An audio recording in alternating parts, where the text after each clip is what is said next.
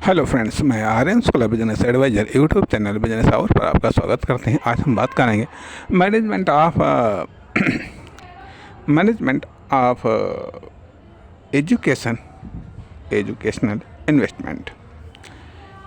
जहाँ तक कि मैं समझ पा रहा हूँ कि इनकम का या पूंजी का या वेल्थ का या जीवन में लाइफ का या टाइम का काफ़ी बड़ा भाग एजुकेशन पर इन्वेस्ट होता है। एजुकेशन पर इन्वेस्ट होता है, अर्थात 15 से लेकर के 20 साल 25 साल तक एजुकेशन पर इन्वेस्ट होता है। पैसा 15 से 20 लाख, इससे भी ज़्यादा पैसा इन्वेस्ट होता है और साथ ही साथ और भी तमाम सारी चीज़ें इन्वेस्ट हो जाती हैं। इसलिए और उसके बाद में जब व्यक्ति मार्केट में आता है या सोसाइटी में आता है, हम तो ये कहेंगे मार्केट में आता है, क्योंकि पूरी दुनिया अपने आप में एक मार्केट है। एक बिजनेस एडवाइज़र को तो पूरी दुनिया मार्केट ही नज़र आएगी। इसलिए जब वह मार्केट में आता है, इतना टाइम उसने इन्वेस्ट किया, इतनी मेहनत उसने इन्वेस्ट की, गार्जियन के द्वारा उसकी एजुकेशन पर इतना ज़्यादा इन्वेस्ट किया गया, उसके बाद में रिटर्न उसको क्या मिल रहा है कि ऐसा कभी कभी होता है, अक्सर करके होता है कि जितना उसने महीने में पढ़ाई पर पैसा खर्च किया, आज वो महीने में उतना कमा भी नहीं पा रहा है, उतनी कि उसको नौकरी नहीं मिल रही या फिर कोई ऐसा उसको बिजनेस नहीं मिल पा रहा है, उसका कोई ऐसा बिजनेस भी नहीं मिल पा रहा है जिससे वो कम से कम उतना पैसा तो कमा ले। आखिरकार फिर जो वो इन्वेस्ट हुआ है वो इन्वेस्टमेंट वापस वो कैसे निकालेगा। कभी कभी होता है यहाँ कि जब सही तरीके से नहीं निकालते हैं तो गलत तरीका अपनाने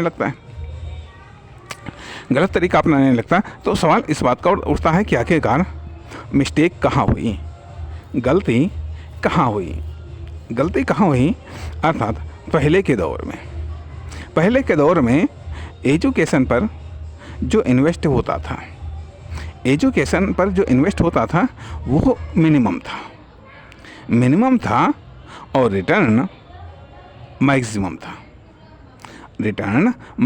था। आज के दौर में एजुकेशन पर इन्वेस्टमेंट मैक्सिमम है और रिटर्न मिनिमम है। और ये 3 श्रेणियों में एजुकेशन इन्वेस्टमेंट 3 श्रेणियों में डिवाइड हो गया, बल्कि चौथी श्रेणी भी है। हम धीरे धीरे करके आपको बताएंगे कि पहले के दौर में अर्थात हम आपको बताना चाहेंगे, जैसे एक मान लिया हमारे यहाँ बाबा थे, चौथा पास थे, लेकिन शुगर मिल में कैशियर थे। हमारे पिताजी हाई स्कूल पास थे, लेखपाल थे चकबंदी में। अब आज के दौर में MSc पास, यहाँ तक कि PhD करे हुए लोग बेरोजगार घूम रहे हैं। नौकरी की कंडीशंस अर्थात सवाल इस बात का उठता है कि जो एजुकेशन पर इन्वेस्ट किया गया है उसका पर्पस यही दिखाई देता है, या यही सोच करके इन्वेस्टमेंट किया गया कि यह इन्वेस्टमेंट नौकरी से रिटर्न होगा। अब बिजनेस के बारे में अगर ये सोचा जाए कि नहीं, बिजनेस के लिए एजुकेशन प्राप्त की जा रही है, तब तो फिर उसका दूसरा दृष्टिकोण सोच ही बदल जाएगी कि आखिरकार फिर वो क्या इस एजुकेशन से बिजनेस में कोई रिटर्न मिलेगा, या इस एजुकेशन से क्या बिजनेस में कोई लाभ होगा या नहीं होगा। तो वहाँ पर बिजनेस का वहाँ पर एजुकेशन का नक्शा ही बदल जाएगा। लेकिन नहीं, ये सोचा जा रहा है कि नौकरी से रिटर्न मिलेगा। इसलिए ज़रूरत इस बात की है, क्योंकि बिजनेस में रिटर्न एजुकेशन से कम मिलता है। एजुकेशन के इस्तेमाल से मिलता है ज़्यादा। बिजनेस में रिटर्न एजुकेशन के इस्तेमाल से मिलता है, इंफॉर्मेशन के इस्तेमाल से मिलता है, डाटा के इस्तेमाल से मिलता है, या जिन्होंने एजुकेशन को प्राप्त किया हुआ है उनके इस्तेमाल करने से बिजनेस में रिटर्न मिलता है। लेकिन अब चूँकि मानसिकता ये बनी हुई और संभवतः शायद हो सकता है ये है उस पैटर्न का भी, क्यों देश आज़ाद हुआ, एम्प्लॉय की आवश्यकता थी भाई, अंग्रेज़ों ने देश को छोड़ दिया, तो अब फिर से नया स्ट्रक्चर खड़ा करना था, इसलिए और तब क्वालिटी बेस एजुकेशन ज़्यादा थी, अर्थात उस पीरियड में पाँचवां भी बोर्ड का होता था। एक एजुकेशन का एक अलग ही स्टैंडर्ड था। आज के दौर में एजुकेशन पूर्ण तौर से कॉमर्शियल हो चुकी है, और यहाँ पर ये धारणा अपनाई जाती है कि जो ज़्यादा महंगा है वो उतना बढ़िया होगा, जो जितना महंगा होगा वो उतना बढ़िया होगा। लेकिन सवाल ये भी उठता है कि आखिरकार हम महंगा इन्वेस्ट तो कर रहे हैं, अर्थात एजुकेशन पर हम ज़्यादा इन्वेस्टमेंट तो कर रहे हैं, लेकिन क्या उसको हम रिटर्न में प्राप्त भी कर पाएंगे या नहीं, या फिर ये ब्लाइंड इन्वेस्टमेंट। जहाँ तक कि मैं समझता हूँ काफ़ी लोग तो ब्लाइंड इन्वेस्टमेंट करते हैं। वो समझते हैं कि अरे मैंने अपना फ़र्ज पूरा किया, मैंने बच्चे को पढ़ा दिया, बढ़िया से बढ़िया स्कूल में पढ़ाया, या महंगी से महंगी फीस वाले स्कूल में हमने पढ़ा दिया, अब मैंने अपना तो फ़र्ज पूरा कर दिया। या ये कहीं बौद्धिक आलस्य का तो प्रतीक नहीं है। आखिरकार हमने क्या सोचा, हमारा बौद्धिक विश्लेषण वहाँ पर क्या कहता है, क्या इन्वेस्टमेंट के बारे में पूरी जानकारी हमने इकट्ठा की, क्या पढ़ाया जा रहा है, उससे क्या होगा, कौन सा नॉलेज डेवलप होगा, कौन सी स्किल डेवलप होगी। और भी यदि हम एक बात और भी आ जाती है कि अंग्रेजी पद्धति ने हमारी गुरुकुल शिक्षा पद्धति को बिल्कुल तहस नहस कर दिया। गुरुकुल शिक्षा पद्धति में कदाचित ये था कि नॉलेज के साथ ही साथ स्किल भी डेवलपमेंट होता था, पब्लिक रिलेशंस भी डेवलपमेंट होता था। उस समय होता ये था, कहा जाता था भिक्षाटन करिएगा, भिक्षा मांग करके प्रत्येक विद्यार्थियों से भिक्षा मंगवाई जाती थी, अर्थात पब्लिक रिलेशंस डेवलप किए जाते हैं, पब्लिक से संपर्क किया जाता है, अर्थात मांग करके कोई चीज़ किसी से प्राप्त करना, उसके लिए एक नम्रता चाहिए, एक व्यवहार चाहिए, एक कल्चर चाहिए, एक सिस्टम चाहिए, तभी आपको मांगने पर कोई चीज़ दे सकता है। अर्थात यदि आपकी एजुकेशन समाप्त होती है, यदि कोई कार्य न मिले, तो आप कम से मांग करके तो अपनी रोजी रोटी चला सकते हैं, लेकिन साथ ही साथ उसमें नॉलेज, स्किल, टैलेंट, हर चीज़ को डेवलप किया जाता है, साथ ही साथ एक बॉडी को भी डेवलप किया जाता था। खैर वो सिस्टम तो चला गया। लॉर्ड मैकाले ने एक बाबूगिरी वाली पद्धति अपनाई। खैर तमाम सारी पद्धतियाँ, इन पर सवाल अभी हम खड़ा नहीं कर रहे हैं, लेकिन सवाल इस बात का उठता है कि ये जो कमर्शियल लेवल पर डेवलपमेंट हुआ एजुकेशन का, इससे एजुकेशन की कास्ट बढ़ गई, अर्थात एजुकेशन की कास्ट बढ़ गई, और बनस्पत जब रिटर्न की बात आती है तब वो गड़बड़ हो जाता है। जैसे कि मान लिया एक और मामूली सा उदाहरण, बहुत छोटा सा उदाहरण है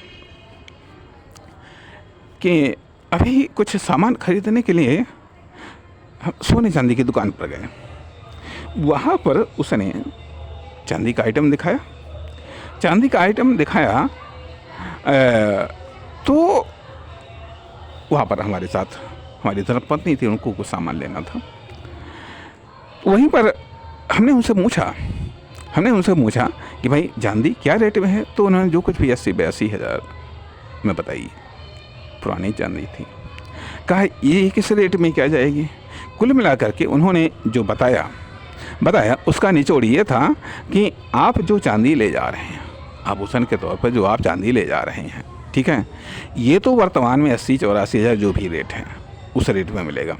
लेकिन जब आप इसको बदलवाने आएंगे तो कम से कम 30 से 40% इस पर माइनस होगा। अर्थात इसमें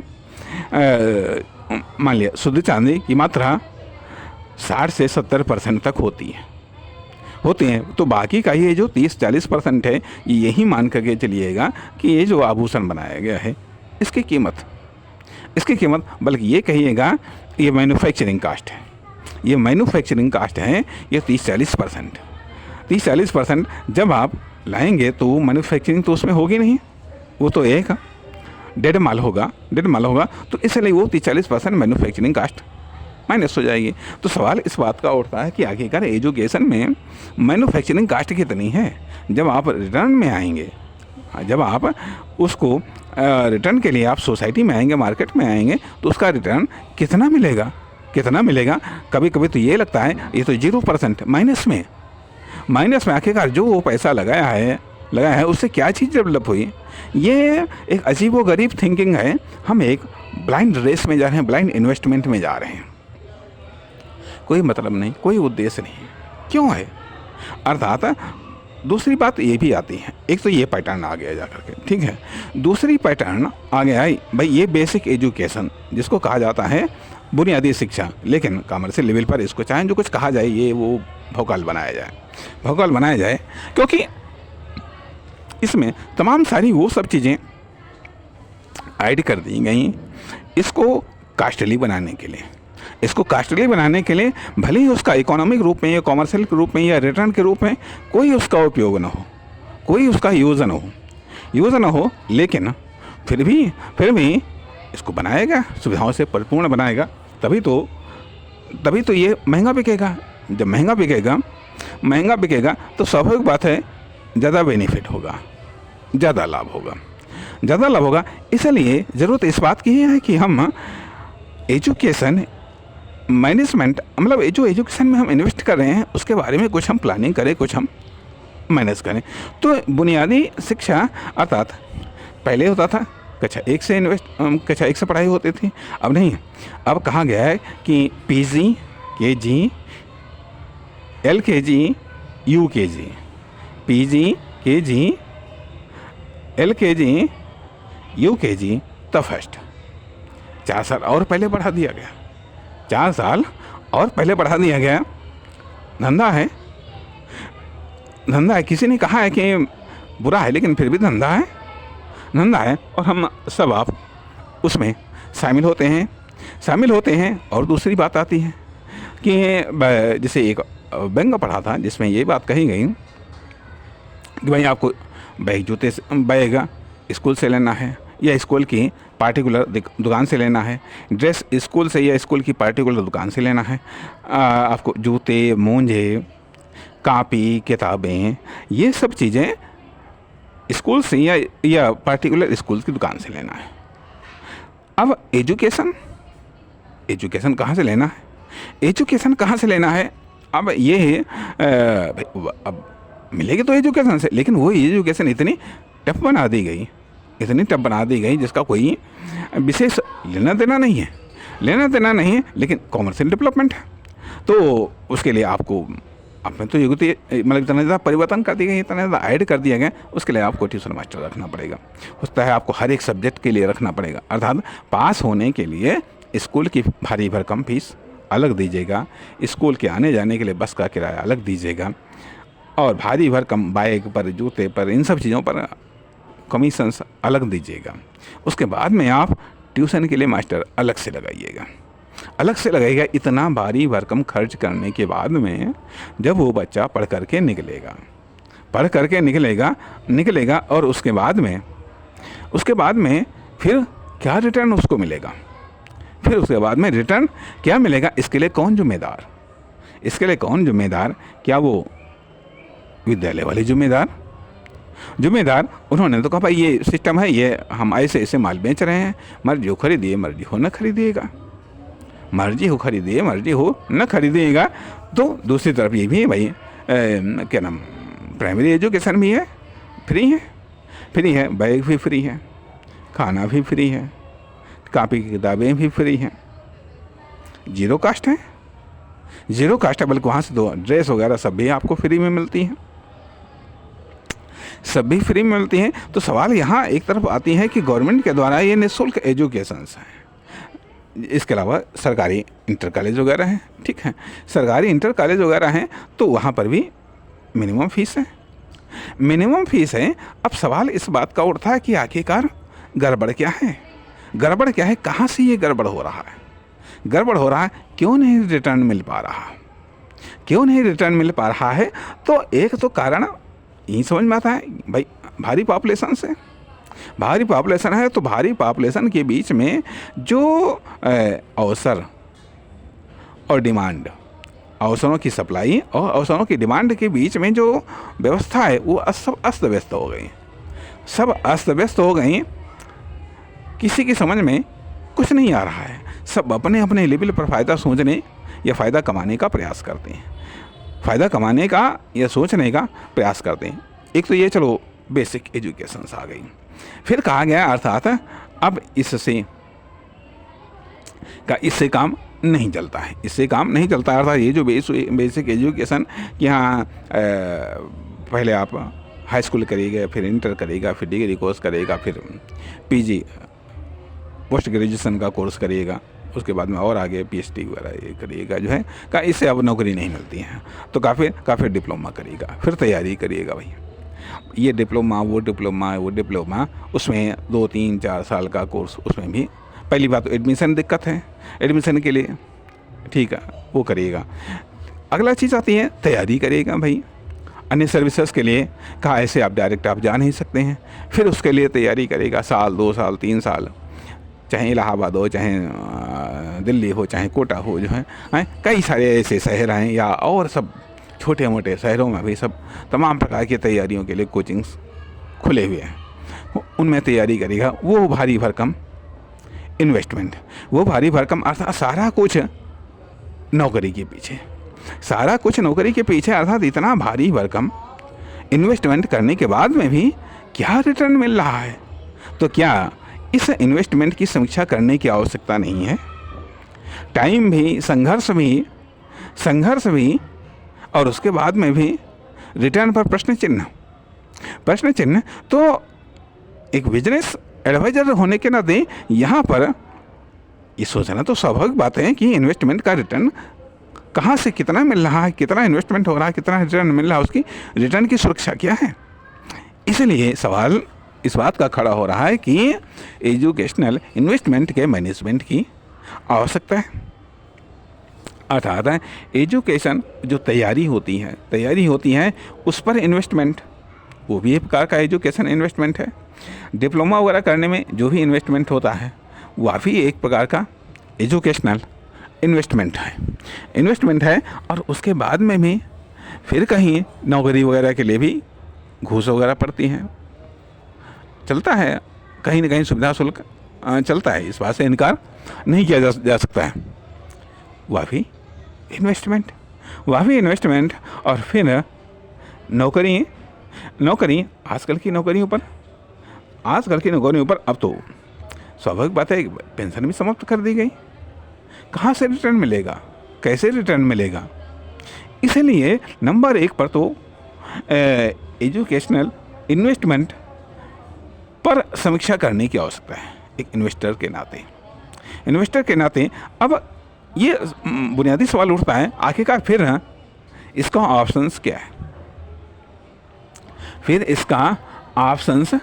है, ऑप्शंस क्या है। पहली बात तो ये आती है कि मान लिया जो बेसिक एजुकेशंस है, जो क्लास 1 से लेकर के